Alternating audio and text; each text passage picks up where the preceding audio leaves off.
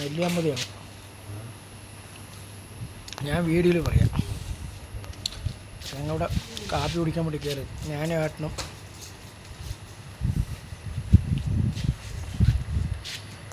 Suicide പോയിന്റിലുള്ള ഒരു കാപ്പി കഴിച്ചിട്ട് അങ്ങനെ സ്ഥലം വിടാം.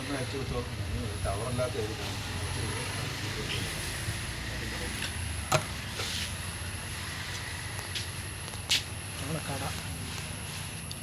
ഉള്ള കാപ്പിത്തോട്ടം ഉള്ള സ്ഥലമാണ്.